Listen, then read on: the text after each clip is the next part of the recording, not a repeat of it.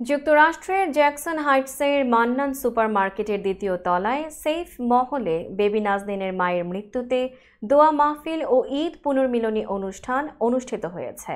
আমাদের সহকর্মী মোহাম্মদ জহিরুল হক বশিরের পাঠানো তথ্যচিত্র থেকে জানা যায়, 28 এপ্রিল 2024 রবিবার সন্ধ্যায় অনুষ্ঠিত অনুষ্ঠানে গেস্ট অব অনার হিসেবে উপস্থিত ছিলেন বিশিষ্ট ব্যবসায়ী, বিএনপি কেন্দ্রীয় কমিটির নির্বাহী সদস্য জনাব গিয়াস আহমেদ, নির্বাহী সদস্য জিল্লুর রহমান জিলু ও নির্বাহী সদস্য বিশিষ্ট লেখিকা রীতা রহমান এবং জাজাস কেন্দ্রীয় কমিটির আহ্বায়ক ও নির্বাহী সদস্য হেলাল খান। এছাড়া মুক্তিযোদ্ধা অতিথি হিসেবে উপস্থিত ছিলেন আলহাজ বাবর উদ্দিন, মোহাম্মদ সুরুজ্জামান, মোহাম্মদ সেলিম, মশিউর রহমান, খন্দকার ফরহাদ সহ আমন্ত্রিত অতিথি।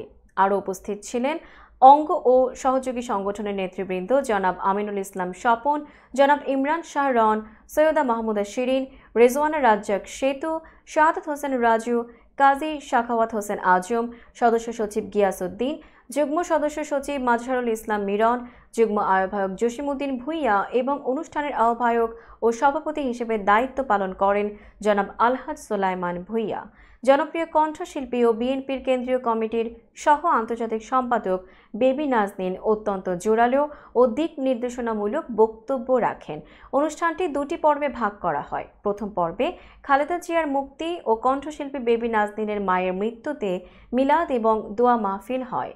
দোয়া পরিচালনা করেন স্থানীয় মসজিদের ইমাম, আর অনুষ্ঠান সঞ্চালনা করেন মোশাররফ হোসেন সবুজ, এবং পরে কেক কেটে ঈদ পুনর্মিলনী অনুষ্ঠান করা হয়। প্রধান অতিথি কেন্দ্রীয় কমিটির সহ আন্তর্জাতিক সম্পাদক জনপ্রিয় কণ্ঠশিল্পী বেবি নাজনীনের অত্যন্ত গুরুত্বপূর্ণ ও দিক নির্দেশনামূলক বক্তব্য শেষ হলে পরিশেষে রাতের খাবার পরিবেশন করা হয়।